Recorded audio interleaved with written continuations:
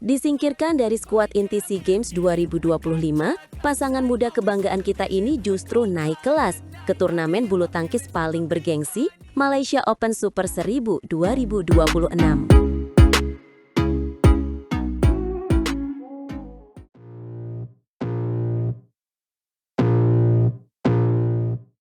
Pasangan ganda putra muda yang sedang gaj, Raymond Indra dan Nicolaus Joaquin, harus menelan pil pahit saat nama mereka resmi tercoret dari skuad inti SEA Games 2025. Mengingat performa mereka sedang menanjak, berhasil menembus final Korea Masters 2025 Super 300, bahkan juara di Australian Open 2025 Super 500. Banyak penggemar menyayangi keputusan ini karena menilai mereka sangat layak mewakili Indonesia. Kemenangan di Australian Open Super 500 seharusnya jadi modal kuat ke SEA Games. Namun, PBSI memilih pasangan Sabar Karyaman Gutama dan Mohreza Pahlevi Isfahani untuk mendampingi Leo Rolikarnando dan Bagas Maulana. Menurut PBSI, nama Sabar dan Reza sudah masuk daftar panjang panitia SEA Games sejak September lalu. Artinya, sebelum Raymond dan Joaquin juara turnamen Super 500 itu. Secara administrasi, Sabar dan Reza terdaftar lebih dulu. Masalah administrasi ya, tapi ada faktor lain. Perubahan strategi tim review Kemenpora meminta tim bulu tangkis mengirim pemain terbaik. Ini karena pesaing utama Malaysia dan Thailand dipastikan tampil dengan kekuatan penuh. Kita tahu, gengsi SEA Games sangat tinggi, sehingga wajar jika Kemenpora tidak mau ambil resiko dan ingin menurunkan skuad paling siap mental dan pengalaman. Bukan hanya itu, awalnya nama Fajar Alfian dan Mohsyohibul Fikri dipertimbangkan masuk tim. Namun, mereka berhalangan karena agenda pribadi penting seperti pernikahan dan ibadah umrah. Ini menyempitkan pilihan ganda putra senior. Praktis, opsi pelatih menjadi terbatas dan harus memilih dari nama-nama tersisa di pelatnas utama. Benar, absennya Fajar dan Fikri membuat komposisi senior dipersempit jadi Sabar dan Reza, serta Leo dan Bagas. Raymond dan Joaquin, meski performa bagus, tetap berada di urutan berikutnya. Situasi dilematis, satu sisi pemain on fire, sisi lain keterbatasan kuota. Pelatih tentu pusing 7 keliling menentukan siapa yang harus berangkat. Menariknya, hilangnya peluang SEA Games justru berujung kesempatan lebih besar bagi Raymond dan Joaquin. PBSI memastikan mereka resmi didaftarkan ke turnamen BWF World Tour Super 1000 Malaysia Open 2026. Ini panggung kelas dunia sesungguhnya. Bayangkan, dari level regional langsung loncat ke level tertinggi dunia. Kabar yang memompa semangat, Malaysia Open Super 1000 digelar 6 hingga 11 Januari tahun depan. Lompatan besar bagi Raymond dan Joaquin. Mereka akan tampil perdana di level tertinggi, padahal sebelumnya belum pernah berlaga di turnamen BWF Super 750. Ini kesempatan langka yang biasanya butuh waktu bertahun-tahun bagi pemain muda. Ini bukti kepercayaan besar PBSI. Pelatih kepala ganda putra Antonius Budi Arianto melihat ini momentum percepatan performa Raymond dan Joaquin.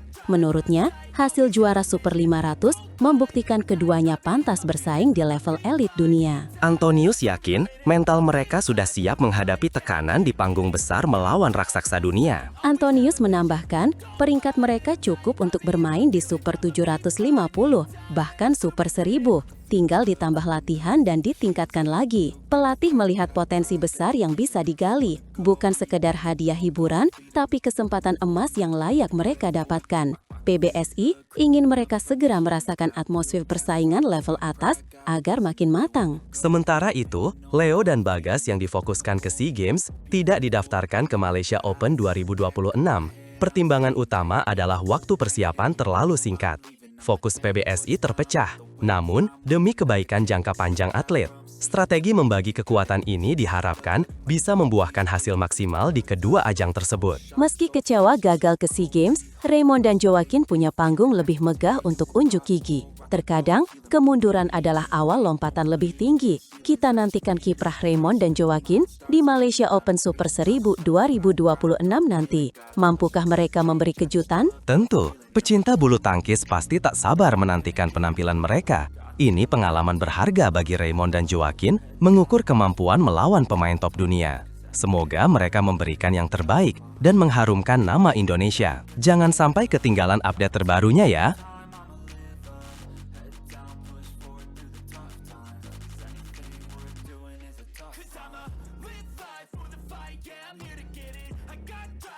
Hanya butuh 8 turnamen, pasangan ganda putra ini sukses tembus final dunia dan siap guncang Cina. Kok bisa secepat itu?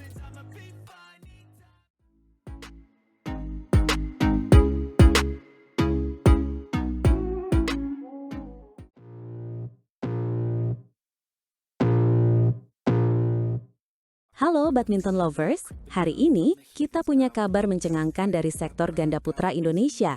Duet maut Fajar Alfian dan Muhammad Shohibul Fikri atau Fajar/Fikri telah memastikan tiket ke BWF World Tour Finals 2025 di Hangzhou, Cina. Fakta yang bikin geleng-geleng kepala adalah pencapaian monumental ini diraih hanya dari 8 turnamen sepanjang musim ini. Betul sekali. Ini benar-benar efisiensi tingkat dewa. Saat pasangan lain harus berdarah-darah mengikuti belasan turnamen, Fajar/Fikri melakukannya hanya dengan 8. Ini definisi kerja cerdas. Torehan ini menjadikan mereka pasangan paling efisien dan eksplosif di musim 2025. Padahal, mereka baru dipasangkan kembali di awal tahun kan? Tepat sekali. Status baru mereka justru membuat pencapaian ini semakin ajaib. Biasanya, pasangan baru butuh waktu adaptasi. Tapi Fajar/Fikri langsung klik. Kecocokan mereka terlihat jelas dari turnamen ke turnamen. Puncaknya, mereka berhasil menyabet gelar juara di ajang super prestisius China Open Super 1000. Kemenangan itu bukan sekedar gelar, tapi pernyataan tegas bahwa mereka adalah ancaman serius. China Open Super 1000 memang momentum emas mereka. Turnamen level tertinggi ini memberikan suntikan poin masif, mengubah arah musim mereka drastis. Momentum itu tidak berhenti. Fajar/Fikri terus mengumpulkan poin. Buktinya, runner-up di Australia Open Super 500 semakin memantapkan posisi mereka di jajaran elit dunia saat ini. Betul, hasil di Australia Open itulah yang mengunci posisi mereka. Poin runner-up memastikan mereka tak terkejar untuk menembus 8 besar klasemen akhir Tour Dunia Race to Hangzhou. Muhammad Shohibul Fikri sendiri mengaku sangat terkejut. Dalam keterangan resminya, dia bilang lolosnya mereka ke World Tour Finals ini istimewa dan tak terduga. Iya, Fikri bilang, alhamdulillah bisa tembus ke World Tour Finals. Tidak disangka, karena kami cuma ikut 8 turnamen. Tapi hasilnya bagus dan kami sangat senang. Kata-kata rendah hati. Awalnya menargetkan stabil, tapi dengan persiapan matang dan fokus, hasilnya melampaui ekspektasi liar mereka sekalipun. Fikri juga menambahkan, perjalanan mereka musim ini terasa begitu cepat. Dari pasangan baru, tiba-tiba sudah berdiri sejajar dengan 7 pasangan ganda putra terbaik dunia lainnya di Hangzhou nanti. Ini bukti kedalaman ganda putra Indonesia. Fajar Fikri adalah bukti nyata regenerasi dan strategi pelatih yang mulus. Namun, meski sudah mencetak prestasi heboh, Fajar Fikri tetap membumi. Mereka sadar betul, BWF World Tour Finals bukan ajang main-main. Lawannya adalah top 8 dunia. Tidak ada lawan mudah. Fikri mengakui masih ada pekerjaan rumah sebelum terbang ke Cina, menunjukkan kedewasaan mental mereka. Benar, Fikri menekankan pentingnya ketenangan, terutama di poin-poin kritis.